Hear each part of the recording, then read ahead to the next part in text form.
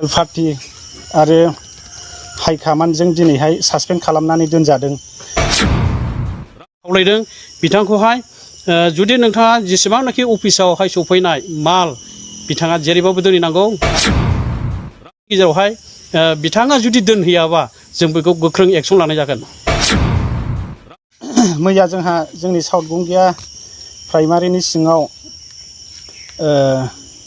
सिगांनि चेयारमेन बिथां फोथायसुला बसुमतारिया माखासे खोथाखौ लानानै प्रेस मिट होनायलाय दिनै जोङो साउथ गंगिया प्राइमारि कमिटिया बेखौनो लानानै माखासे खोथाखौ क्लियार खालामनो थाखाय दिनैहाय प्रेस मिट लिंनाय जादों। दा जोङो बेखौनो क्लियार खालामनो नागिरो जे बिथाङा मानि थाखाय दिनैहाय इउपिपिएल पार्टी आरो हाइकमान्डजों दिनैहाय सासपेन्ड खालामनानै दोनजादों। दा बेखौ जोङो रायजो राजानि सिगाङाव बेखौनो क्लियार खालामनो नागिरो। बिथाङा दानिल' नङा, जोङो प्राइमारि सालायबोनानै दिनैसिम बिथांनि माखासे केरेक्टारफोरखौ जों मोनबोजोबदों। बिथाङा गाव चेयारमेन जाजेननायनिफ्रायनो जोंनि इउपिपिएल प्राइमारि कमिटिजों मोजां सोमोन्दो लाखिबोनो हायाखै। प्राइमारिखौ आन्दोआव दोननानै बिथाङा खामानि मावदों। ब्लक डेभेलपमेन्ट ब्लक लेभेलनिफ्राय जाखिनि आसनि सौफैदों बेफोरखौ पार्टियाव खोन्थायालासे गाव हारसिङैनो बिथाङा मारै खालामनांगौ बेखौ मावबोदों, पार्टियाव जेबो खोन्थायालासेनो। आरो बेजों लोगोसे बिथाङा प्राइमारि सालायनो थाखाय जाखिनि एसे एनै मोनसे मोननै प्राइमारि कमिटियाव स्किम सोनानै होनांगौमोन बेफोरखौ बिथाङा दिनैसिम बिथांनि मावनाया गैयाबाबो 4 बोसोरानो जाफ्रामबाय, नाथाय बिथाङा दिनैसिम खुनु रेकर्ड गैया जे बिथाङा प्राइमारि कमिटियाव खामानि मावनो बा मबाइल रिसार्जनि थाखाय माबा मोनसे खामानि नोंसोरो लादो बेफोरबायदि होननानै बिथाङा दिनैसिम जोंनि इउपिपिएल प्राइमारि कमिटियाव मोनसेबो स्किम सोआखै। बिथाङा अथ'स' माबा मोनसे IBS स्किम बा माबा मोनसे राजुहुवा स्किम बिथाङा खुनु प्राइमारियाव खबर होआलासेनो प्राइमारिखौ आन्दोआव लाखिनानै बिथाङा दिनैसिम गाव जागायजेननायनिफ्राय दिनैसिम बे खामानिखौ मावबोबाय थादों। आरो बिथांनि माखासे गोबांथार दङ, गोरोन्थि दङ। आरो थांनाय 2023आवबो जोंहा बिथांजों जोंनि प्राइमारि कमिटिया मोनसे बिराद दुखुनांथाव घटना जादों। जोङो बै समावहाय PMAY न'नि हिउज मोनसे हुलुस्थुर ओंखारदोंमोन। बे न'खौहाय जोङो माबायदि लुलायनो होननानै जोङो बिथांनि न'आव थांनानै जोङो सावरायहैदोंमोन। नाथाय माखासे सावरायलायनायनि गेजेराव उनावहाय माखासे खोथा मिलायलायैयाव बिथांनि न'खराव माखासे दावराव जादों। बिथांनि फिसालायाबो बेवहाय माखासे खोनासंथावै खोथा बाथ्रा बावहाय बुंदों। थांनाय 2023नि घटना, बियो सेप्तेम्बरनि।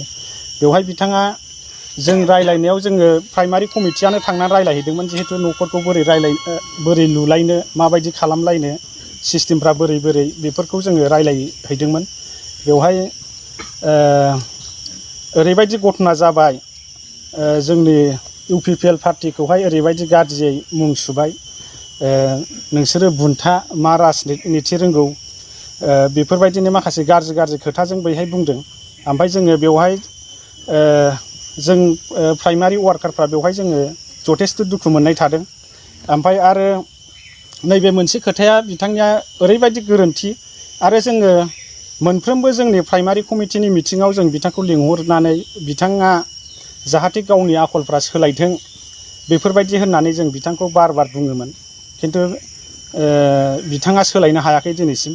आरो मोनसेया जाहैबाय, बिथाङा जोंनि प्राइमारि वार्कारफोरा गावनि न'आव थाङोबानो बिथाङा गावनि हिन्जावखौ गोसथोयो मायो बेफोरबायदि होननानै मोनसे गाज्रि एलिगेसन खालामनानै होबाय थायो। आरो गावनि न'खरावहाय बिदिनो बेले बेजे बिसिखौबो न'निफ्राय ओंखारहोआ। न' सिङाव सोरबा जोंनि वार्कारफोरा थायोबा न' सिङावनो हाबनानै थाहैयो, न'निफ्राय ओंखारहोआ। दा बेबायदि आरो जोंनि पार्टि वार्कारफ्रा बिथांनि न'आव थांनो हाया। जाय थाङो बेनो बिथांजों बुंजागोन बियो गावनि हिन्जावखौ गोसो थोदों। दा नोंथांमोना सोंनो हागोन बेवहाय फ्राय साफ्रोमबो बे खोथाखौ बुंजाजोबनाय आरोखि। जोंनि प्राइमारि वार्कारफोरा बेवहाय बिथांजों आंनि हिन्जावखौ गोसोथोयो मायो बेफोरबायदि। ओमफ्राय बेवहायनो सासे बिथाङा थांनाय 2023आवहाय बेवहायनो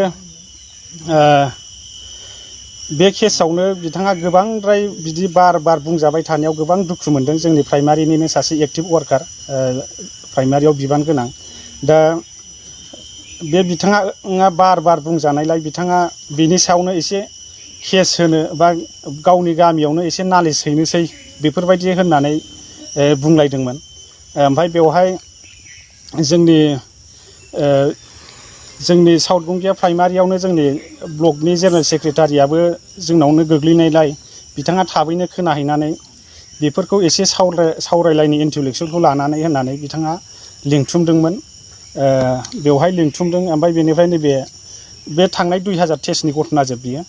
दा बेवहायनो ओमफ्राय बे 2023आवनो मोनसे बे आं दहाय बुंनाय बायदि PMUI न'नि सावरायनायाव गावनि न'खराव घटना जानाय, फिसालाया गाज्रि खोथा बुंनाय, बेफोरखौ लानानैनो जोंनि ब्लकनि मानगोनां जेनेरेल सेक्रेटारिया बेलासि समाव इन्टेलेक्सुवेलफोरखौ लानानै मोनसे सावरायनो होननानै लिंथुमदोंमोन।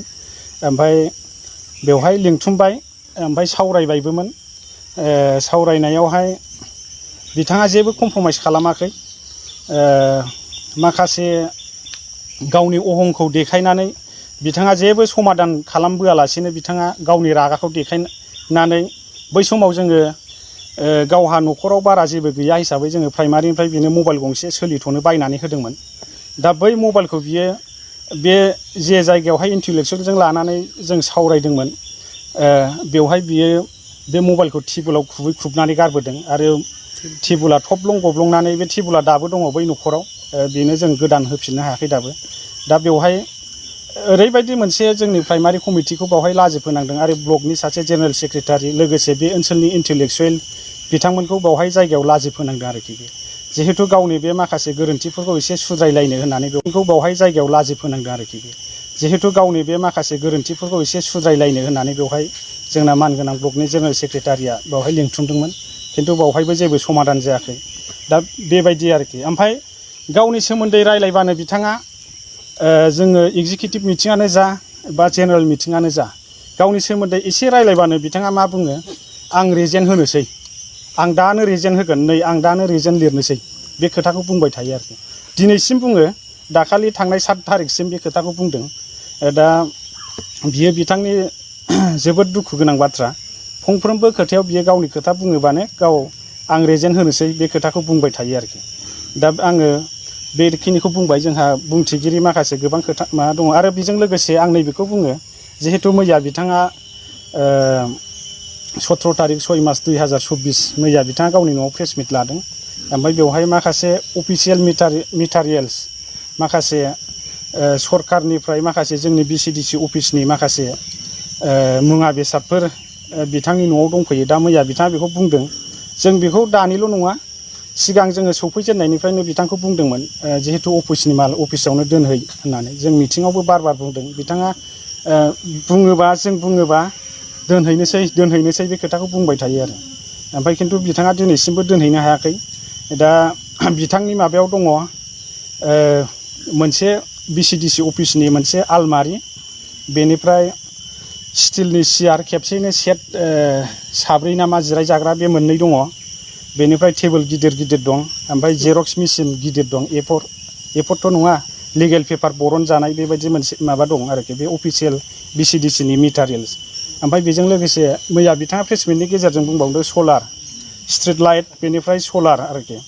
दा बेखौबो बिथाङा दासिमबो माबायाखै। आङो थांनाय MP इलेक्सननि सिगांनो आं बेखौ बुंदोंमोन, बेखौ गायदोलै, जोंहा गायोबा एसे मोजां जायो पाब्लिकफोरनि नोजोरावबो होननानै। ओमफ्राय बिथाङा बेखौबो गायाखै, दासिमबो दङ। ओमफ्राय माखासे गामिया दाखालि जोंनाव प्राइमारियावहाय सोंनानै गावनि न'निफ्राय लायनाय जाबाय आरोखि।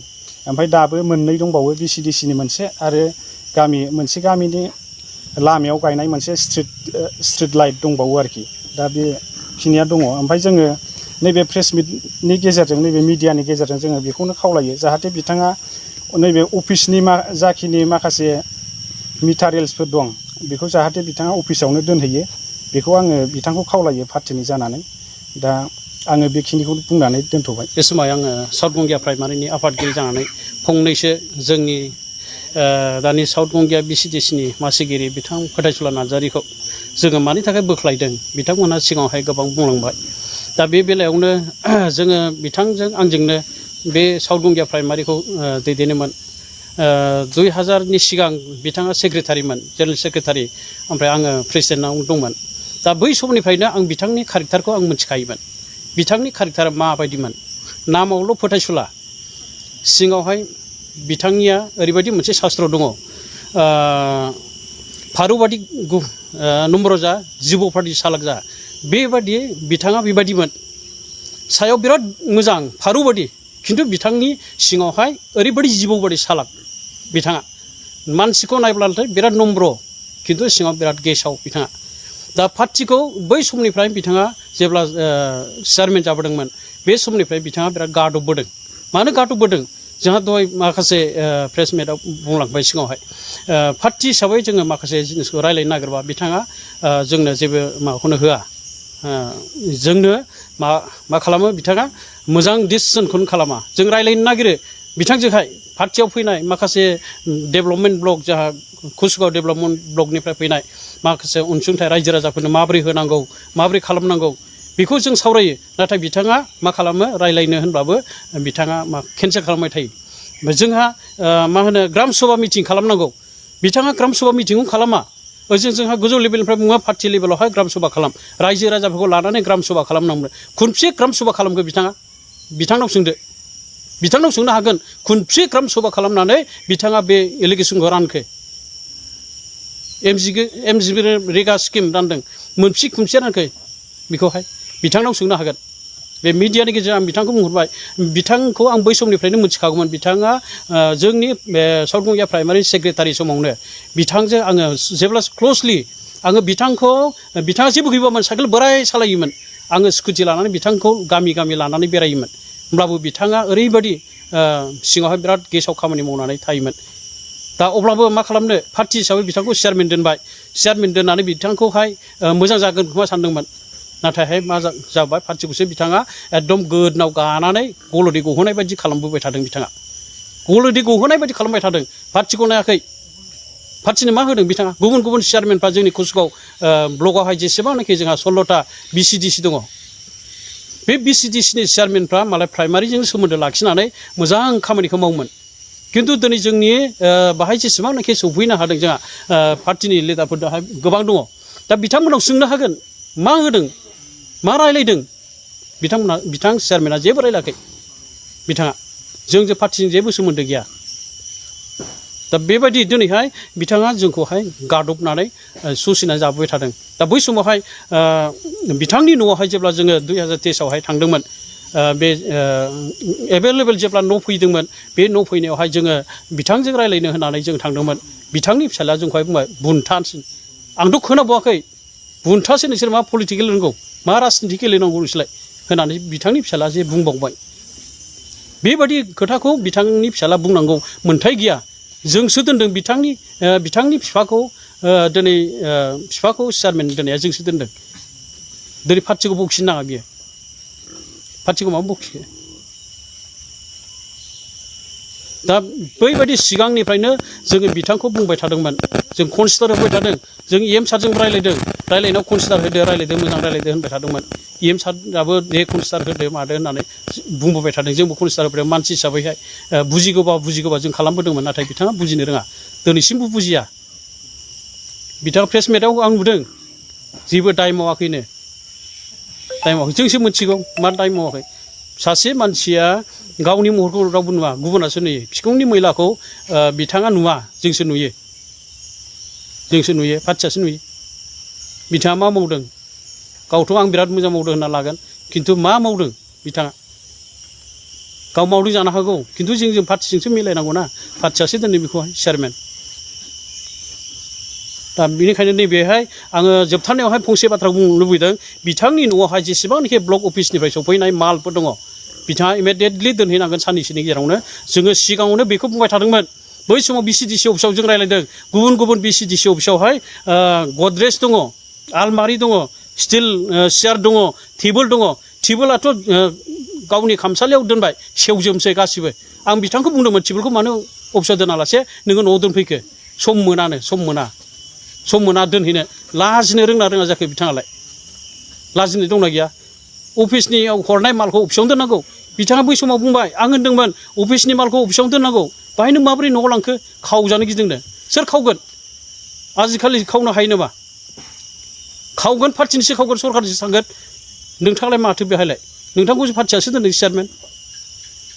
चेयारमेनखौ सोर दोनदों नोंथांनो सम्पति बुथुमनो बेबायदि अफिसनि मालखौ बुथुमनो चेयारमेन दोनदों नामा जोङो मानो दोनैयाखै नोङो लाजिनांगौसो नोंथाङा एथ' मोजां अननानै दोनबाय जोङो पार्टिखौ बेबायदि गोदनाव गानानै गल'दै गहोनो नाङा दा बेनिखायनो आङो खावलायदों बिथांखौहाय जुदि नोंथाङा जेसेबांनाखि अफिसावहाय सफैनाय माल बिथाङा जेरैबाबो दोनहैनांगौ आरो जोङो साननैसोनि गेजेरावहाय बिथाङा जुदि दोनहैयाबा जों बेखौ गोख्रों एक्सन लानाय जागोन बेखिनिखौ बुंनानै आङो दोनथ'नाय जाबाय